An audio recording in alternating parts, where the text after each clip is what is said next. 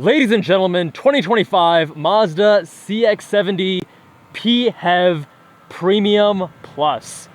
And for those who've been watching the channel, very, very highly anticipated for me because I was considering replacing my CX-50 with the CX-70. After driving it, I'm not gonna, but I'm gonna tell you why and who I think this might be for instead. For those who don't know, the CX-70 is essentially just a two-row CX-90, and they made some really subtle exterior tweaks. There's like, black accents here on the handle, and some other areas where instead of chrome, they went black, a little bit more sporty rather than luxurious is kind of the sense that I'm getting from their marketing materials, but I mean, they're essentially the same. Exterior-wise and interior-wise, just minus the third row. With the Premium Plus, we got these 21-inch wheels. We also have rhodium white exterior paint and Napa red leather interior.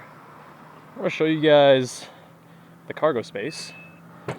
Not having that third row, you get a nice flat floor all the way up, and can easily fit a bicycle in here, which is my use case.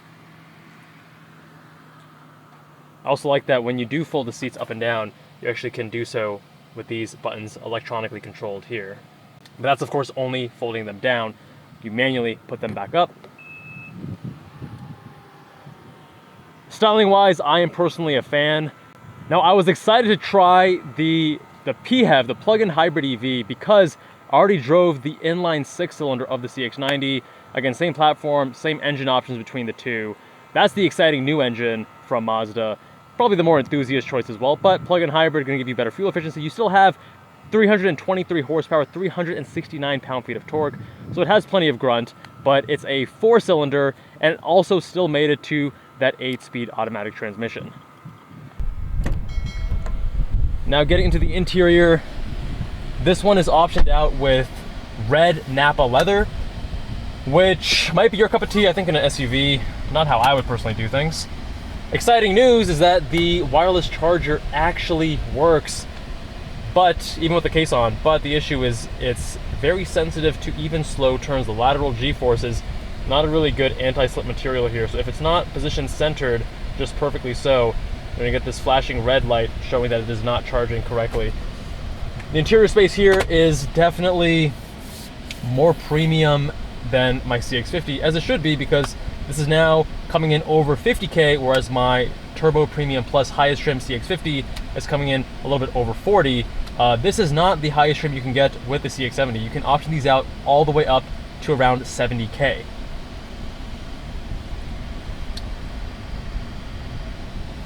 But the materials, they're nice. One thing I found pretty interesting was how soft this was. Super squishy, which is nice for your elbow to rest here. And I like the thicker transmission tunnel right here. I think it feels a little bit more premium, a little meatier. This gear selector is a little bit strange because you go all the way forward and it's reverse, and then to the left is park. The sales guy was telling me that some people have actually gotten in trouble because they think they're in park, they put it in reverse, get out of the car, it starts moving. Now I just held this button down, which puts that blue icon on, meaning that we're using the engine to force charge the battery. And you can see here that the battery has been depleted. When we started the engine just 10 minutes ago, we had a bit, but I guess because the AC is pumping in 107 degrees out here in Vegas, we drained through that pretty fast. As for the HVAC controls, all physical here, which we like, but the temperature selection with these buttons rather than a dial, I just feel like you have to hit this multiple times to get the exact temp you want, whereas a dial, a little bit more intuitive, that would be my preference. The screen here still does bother me because, I mean, I can see the pixelation from here over the phone icon on Apple CarPlay, and it doesn't matter whether you do wired or wireless. I tested both of them in the CX-90 in that previous review, but it looks like they just made a bigger screen compared to, let's say, my CX-50, but they didn't increase the resolution, is the sense I'm getting, which is why you see that pixelation, and I'm not a fan. I mean, it's not even pixel peeping at this point. Literally from the position that I would drive the vehicle, I can see pixelation, which at this price point, I'd like to see a higher res. This one looks a lot better, and also as you switch between the different interfaces, I like the graphics, I like the way it's laid out. Nice black levels, nice contrast, nice resolution. Well done. Big thanks to Cardinale Way Mazda for making this review possible. They're the only Mazda dealership that gives back to the community out here in Las Vegas. Go check them out, linked below. Also, this center console, we have a silver repeating pattern here, which when the sun hits just right, it blinds you. Don't recommend.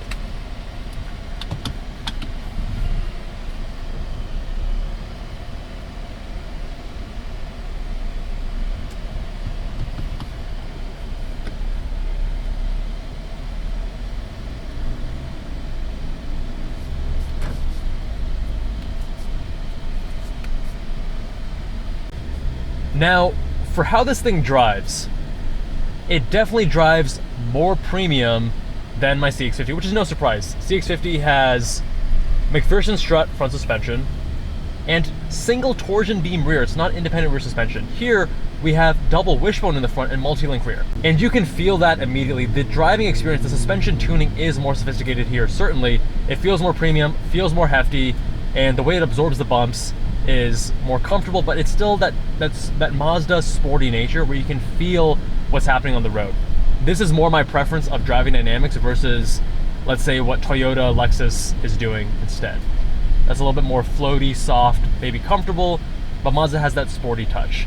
Now, part of the reason why McPherson strut gives you worse quality than double wishbone is that McPherson strut is also load bearing. So to actually compress, you have to have a greater force, a greater friction, versus here, the suspension geometry of the double wishbone is not load bearing.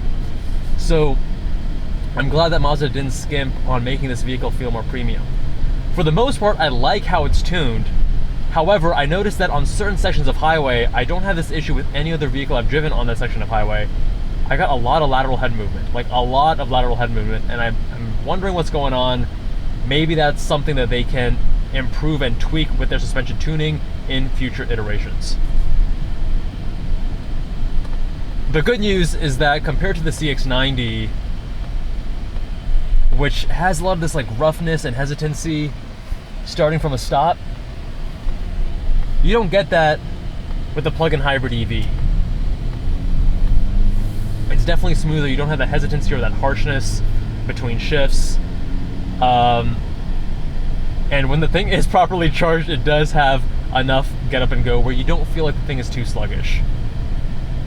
If it were my money, even though I would be taking a fuel efficiency hit, I would go with the 6-cylinder because of the sound. It's not the smoothest 6-cylinder, but I mean, just getting an inline 6 in 2024 in a SUV like this, that's definitely more my speed than the plug-in hybrid EV. But again, I'm also perhaps a not always logical car enthusiast. I like that the vehicle has a towing capacity of 5,000 pounds. That would just allow me to tow a small vehicle to the track, which is the main reason why I want to get rid of my CX-50 and replace it with something that can tow more. But this is over 200 inches in length, and I don't think I'm alone in saying that Mazda kind of missed the mark here. Most of us, myself included, were expecting the CX-70 to be in between the size of the CX-90 and the CX-50, as the name would suggest. Just chopping off the third row and calling it a totally new vehicle seems a little bit forced. It's quite strange, actually. It's too big for me. I don't need this much space. I need something a little bit bigger than the CX-50. Actually, I don't even need something bigger than the CX-50. I just need the CX-50 to be a little bit more premium, but more importantly, be able to tow more. And having a longer wheelbase is going to help with that stability when you're towing things. So something a little bit bigger than the CX-50, but smaller than the CX-90 is what many of us were expecting and hoping for. And the reason why I will not be buying this car, even though it's not perfect, there are other issues I have with the vehicle, but I could overlook them if the thing was smaller. I think it drives pretty well, other than the head lateral motion, the slow steering ratio you get used to, and then as you adjust to it, it no longer bothers you. They want it to feel more natural with your inputs. I think they should have sped it up just a little bit, but again, something that you can easily get used to. I know Toyota's on, I think, their 5th generation of hybrid, and here with Mazda's, it's good. It's actually quite good, but there are a few things where you can notice the braking not being quite as smooth and natural as some of the Toyota products that are plug-in hybrid EVs. And I'm not sure if it's just the heat or if it's also something that's different with their forced recharge, but it's not very fast at the forced recharge, which again is not going to be your primary use case. You're mostly going to be plugging this in, but I just don't have a plug at my house. So when I'm testing the EV, I'm forced charging the battery with that button over here. But in terms of throttle and the transition between internal combustion engine and the electric motor, they did a good job of making it relatively seamless. I still think Toyota is the leader in the industry there, but it's not like Mazda's super far behind, and it's also not enough reason to make you look elsewhere. This offers a lot more than many other vehicles in the segment. Another thing they finally added for many of their 24 and 25 model year vehicles is lane centering assist. They have, I think it's like cruise and traffic support or something, and as I go here, it'll actually center me in the lane, and it does a decent job. Again, not the leader in the industry, but good enough. I still sometimes get that very aggressive braking with false positives that I have in my CX-50, but it's a significantly better system than my CX-50. The same complaint I had in the CX-90 about the seats, they kind of force kyphosis. Kyphosis is your upper spine rounding. Like if you imagine someone slouching at a desk, the way that the seat back is shaped is that you can't contact and have full support of your back unless you round, and that's uncomfortable. That's not how I want to be sitting. Maybe it works better for shorter builds, but I actually prefer my CX-50 seats, which aren't great seats by any means, but they don't have this issue. Now, I love what Mazda is doing. I love my CX-50. I'm actually getting a second Mazda for my garage, which you'll see in a future video. But I feel like this first iteration, this first model year of the CX-70 is a bit of an experiment. All right, can someone explain to me why we need to show vehicles in front of us on these displays? What's the utility? We don't have some advanced self-driving technology. Why not show me the vehicles behind me, the ones that I cannot readily see? That's going to be a lot more useful. I mean, sure, we have blind spot, but that would be more useful than showing me the vehicles in the front, don't you think? Anyway, that's not a Mazda thing, that's an industry-wide thing. But overall, I love the idea of a sportier CUV. It's just a little bit too large, and even if size wasn't the issue, I think that in this first 1 or 2 model years for the CX-90 and the CX-70, there are a lot of things they need to iron out. And I'm hoping that in the next year or 2, they can iron out those things, and then for someone who wants a vehicle of this size, this would really be a home run. It feels very premium. I love the aesthetic here. It feels, this interior design is at the price point before you go to the really high-end stuff, compared to Lexus, compared to Toyota, compared to Honda. I think Mazda is really knocking it out of the park with interior, the design, the emotionality, the passion. You can feel that in these vehicles, and I really appreciate what they're doing, but not the vehicle for me.